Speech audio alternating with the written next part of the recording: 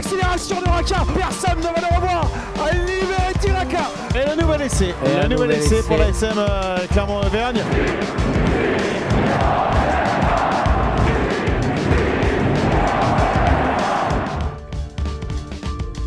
Salut et bienvenue dans l'épisode 29 du podcast Ici Montferrand, le podcast qui s'intéresse à l'actualité de l'ASM Clermont avec 3 experts autour de la table, Christophe Buron, Manu Caillot et Jeff Nunez. Messieurs, bonjour. Salut Martial. Bonsoir. Alors, et bonsoir. Ou bonjour, au choix. Il y aura le focus sur la victoire des Auvergnats face au Harlequin en Coupe d'Europe. Le débat du jour, l'ASM sait-elle encore tenir un score? Et puis nous découvrirons également vos tops et vos flops et nous terminerons comme d'habitude avec le quiz. Mais pour commencer, les 3 infos. La première, elle concerne Franck Azema, l'entraîneur de l'ASM, qui a vu son contrat prolongé jusqu'en 2023. Même chose pour son staff. Franck Azema qui est à Clermont depuis 2010. Il était à l'époque l'adjoint de Verne Cotter. 4 saisons comme adjoint et là, s'il va donc au bout en 2023, il en sera à 9. Donc ça fera 13 ans de présence sur le banc de Clermont. Non, c'est pas une surprise. Non, pas vraiment, non. Vu que ce club a mise maintenant sur la continuité depuis une quinzaine d'années. Donc oui, c'est une prolongation qui s'inscrit dans une certaine logique.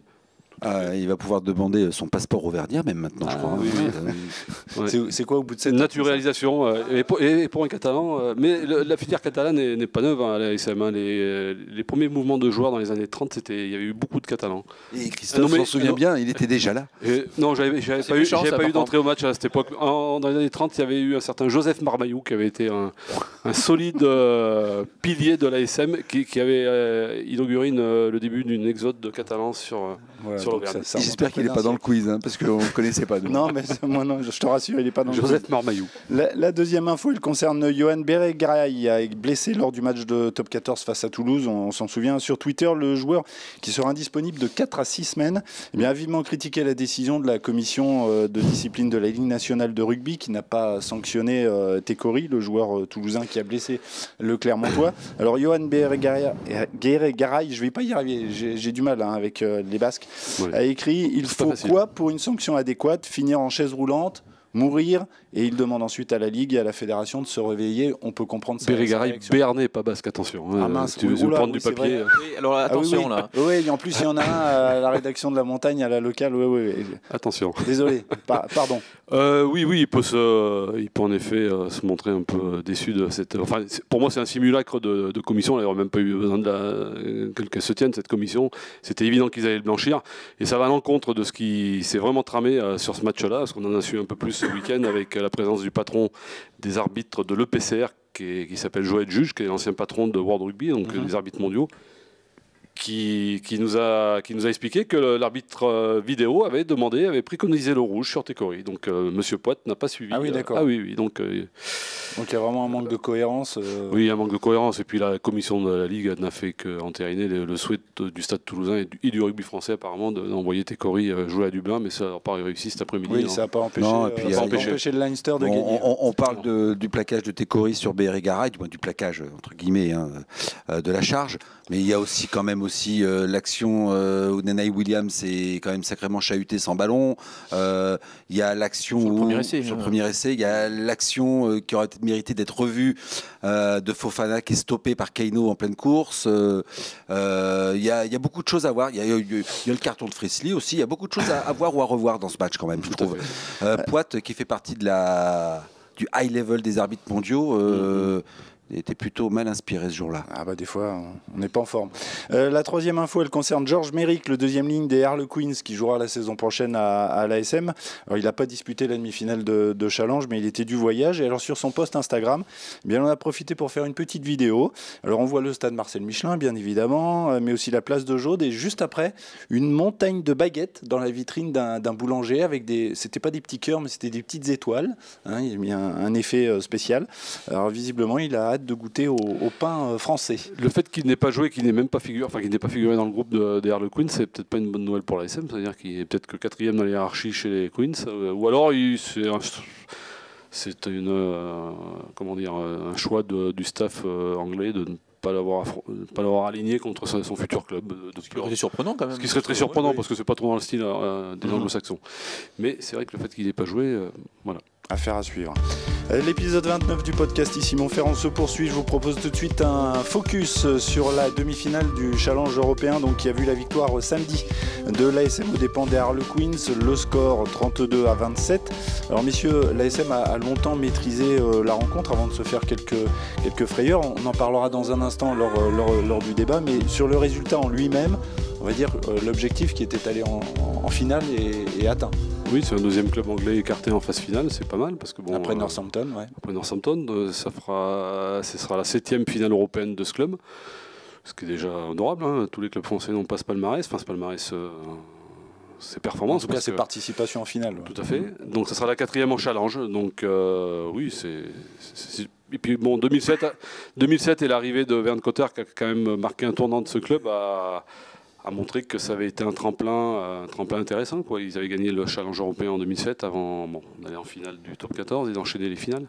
Oui, c'est bien parce que tous les clubs français malheureusement ne jouent pas cette compétition à fond. Alors c'est clairement à l'effectif pour le faire. Ils l'ont fait. Ils ont su faire le nécessaire en phase de poule, déjà en se mettant sur une voie royale quasiment pour les 8e de finale en allant gagner à Northampton d'entrée.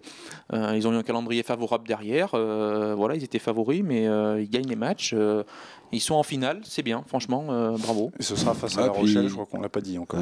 L'air de rien, ils en sont quand même sans faute sur toute la ligne dans cette compétition. 8 sur 8.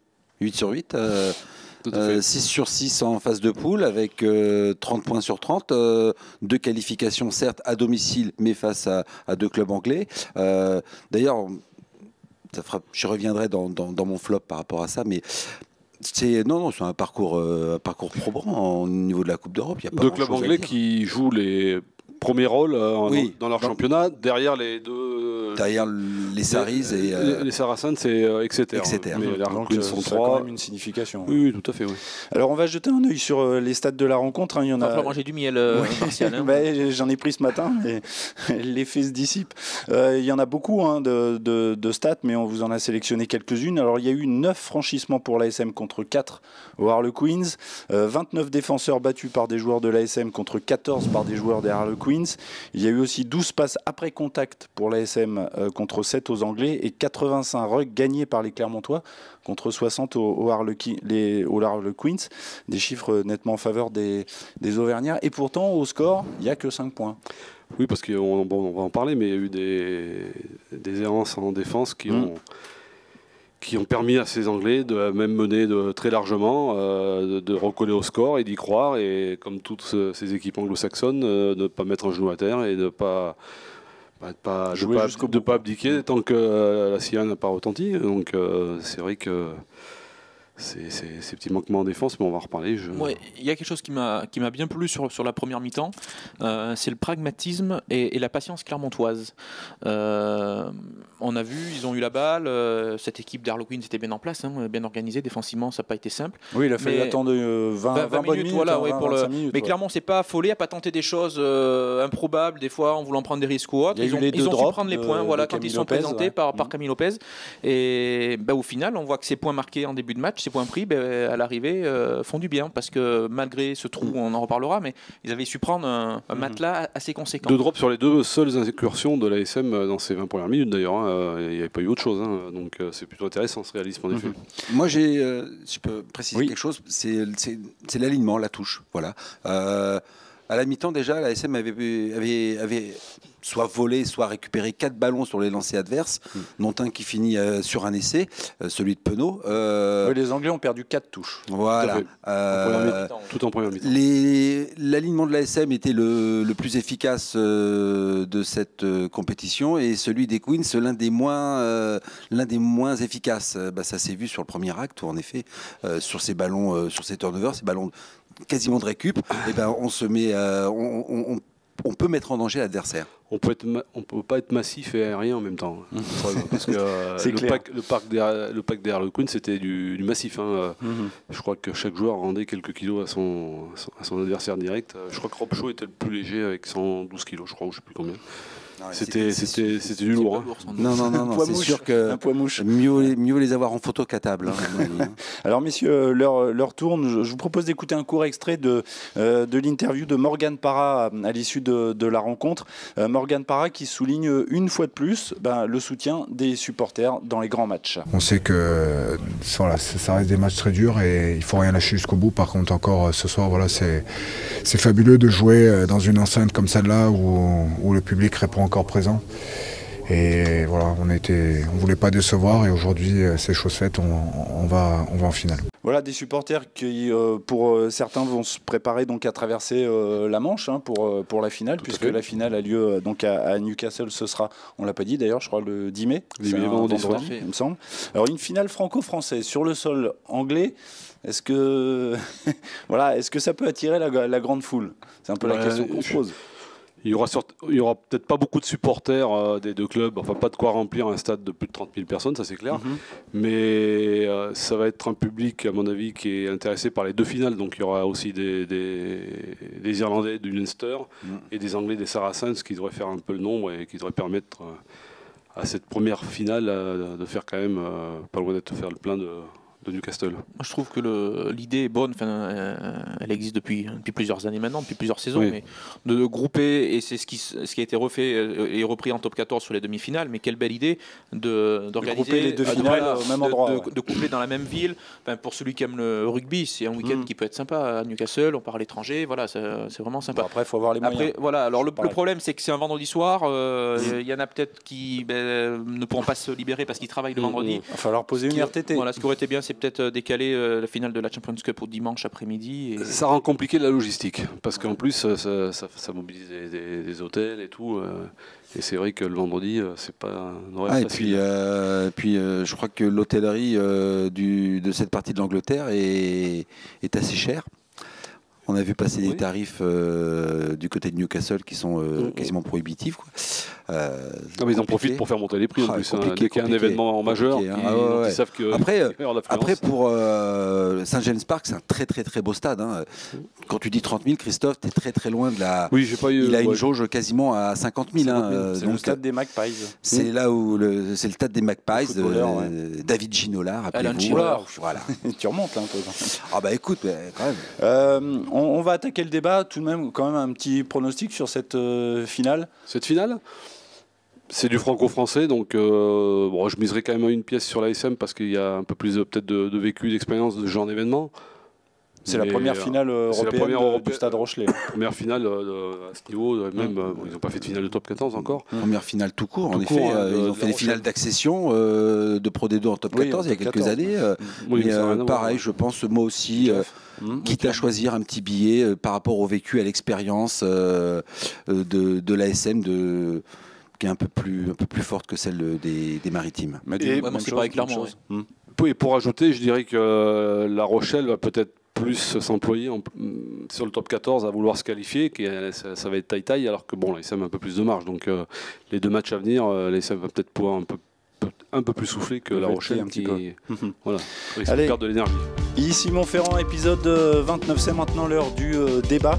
Et la question suivante, l'ASM sait-elle encore tenir un score? Alors on se pose la question parce que face aux Harlequins, les Clermontois, on l'a dit, se sont fait quelques frayeurs. Les joueurs le reconnaissaient à l'issue de la rencontre. Ils menaient largement avant de laisser les Anglais réduire l'écart au tableau d'affichage. Et un tel scénario, malheureusement, c'est pas une première pour l'ASM. C'est pas nouveau parce qu'on prend les 4 derniers matchs. Les 4 derniers matchs montrent des scénarios assez identiques. D'abord, il y a ce chiffre assez inquiétant de 35 points encaissés sur les 4 derniers matchs. Northampton en quart, le Racing et Toulouse en top 14 et cette demi-finale contre les Harlequins. Donc ça veut dire qu'il y a quand même une défense un peu élastique, qui se relâche à un moment des matchs, notamment autour de cette fameuse heure de jeu.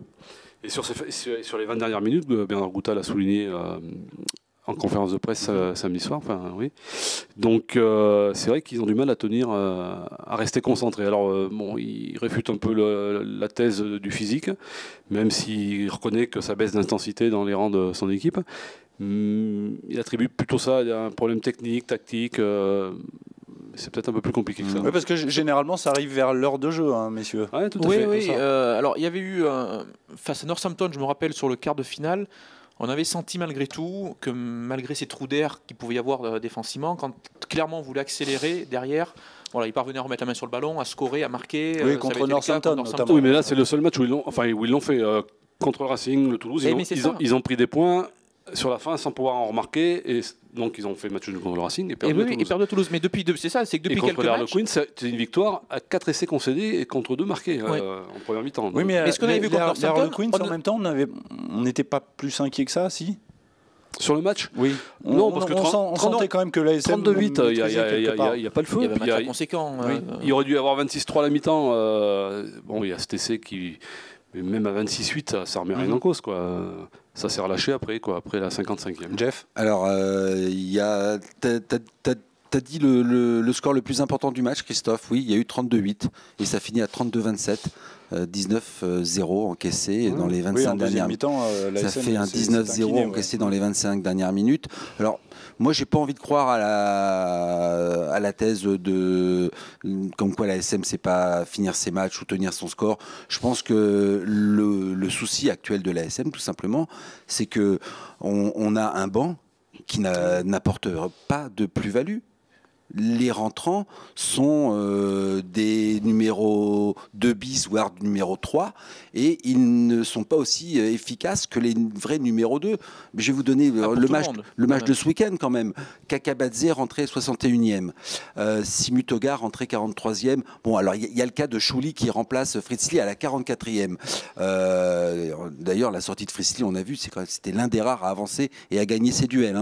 Alors je veux bien qu'on m'explique que ce sont de très très très bons joueurs et j'ai pas de doute là-dessus, mais si Kakabadze était aussi bon que Willa, il aurait eu plus de temps de jeu. Si Simutoga était une vraie alternative à Zirakashvili, on l'aurait beaucoup plus vu cette saison, mais non. Donc pour moi c'est essentiellement dû à la faiblesse des numéros 3 à certains postes qui pénalisent l'équipe et voilà quoi. L'ASM ne le laisserait pas partir à Grenoble non plus si c'était une vraie... Alors Jeff, toi, t'es un peu préoccupé. Il y en a un qui n'a pas l'air trop préoccupé, c'est Bernard Gouta, l'entraîneur des avants. On va l'écouter à l'issue du match face au Harlequins. Écoutez sa réaction. On a fait quelques erreurs qu'il va falloir corriger rapidement, notamment ces trous d'air qui nous arrivent dans les 20 dernières minutes. Il va falloir vraiment corriger cela. Mais on sait comment. On a identifié nos problèmes et on va essayer de travailler ça à l'entraînement. C'est juste des problèmes d'exécution, des problèmes, je dirais, techniques et parfois tactiques. Alors, le docteur Gouta nous dit clairement qu'il n'y a pas de souci à se faire. Alors, Une petite précision, Martial. J'ai eu Bernard Gouta donc, ce dimanche matin pour retour de notre journal de demain, de lundi. Et il confirme ce que vient de dire Jean-François, c'est qu'il reconnaît que le coaching n'est pas bon.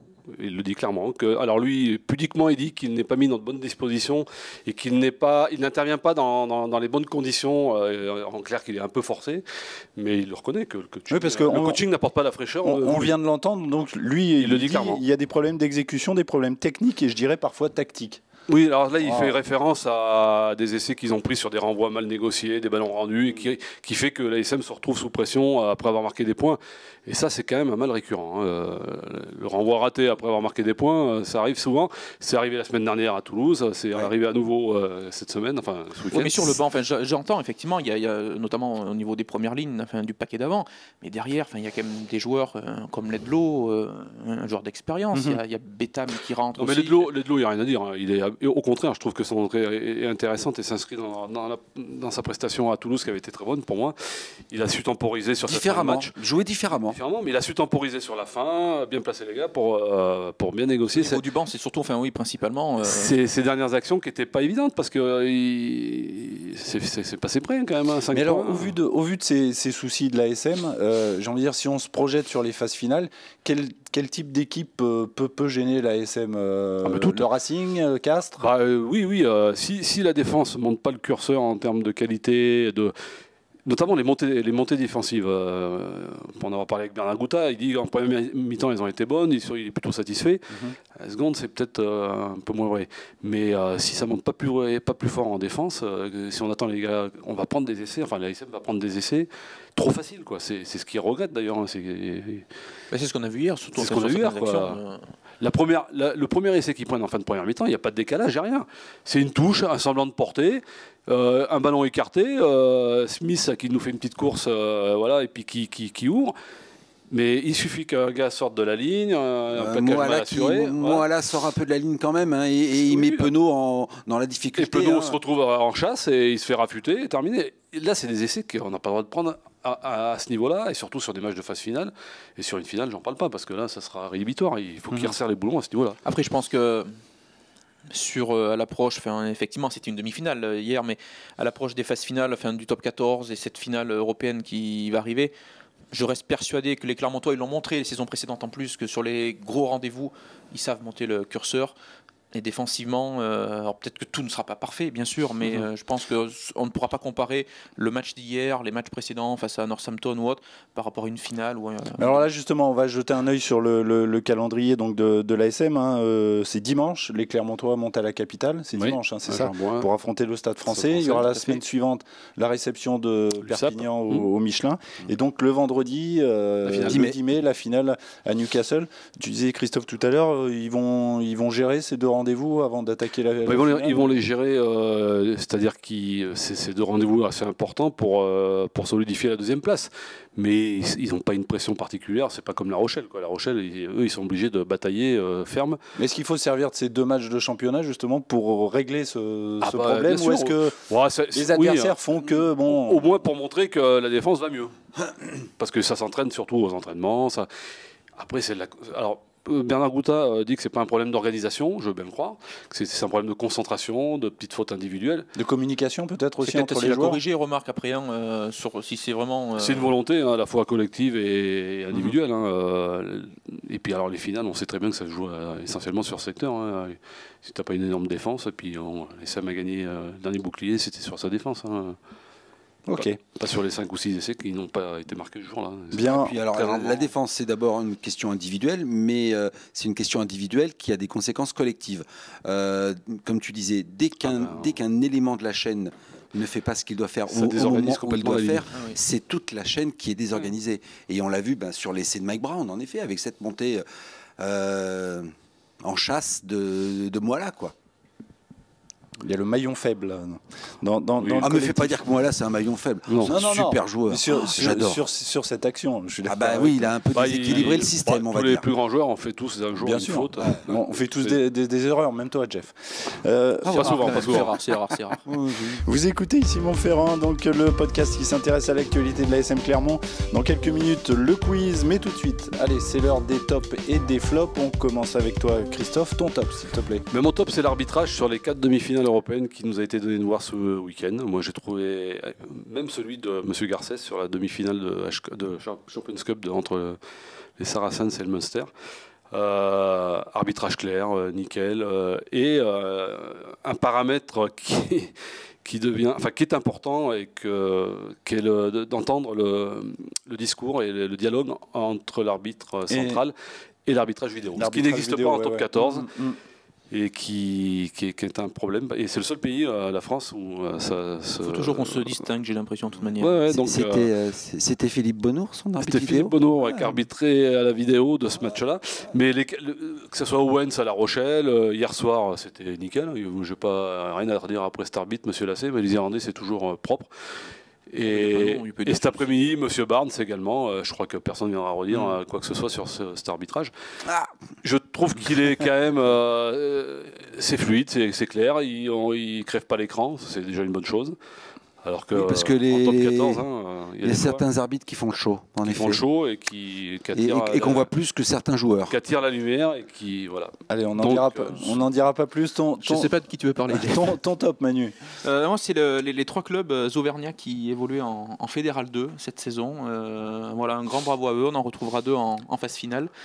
On aurait pu en retrouver 3. Malheureusement pour les Vichysois, l'Aden ACG les prive de ces phases finales qu'ils avaient gagnées sur le terrain pour un promu. On rappelle la marche est haute entre la Fédérale 3 et la Fédérale 2. Vichy qui était deuxième avant cette dernière journée, qui a perdu chez lui pour finir face à Issoire.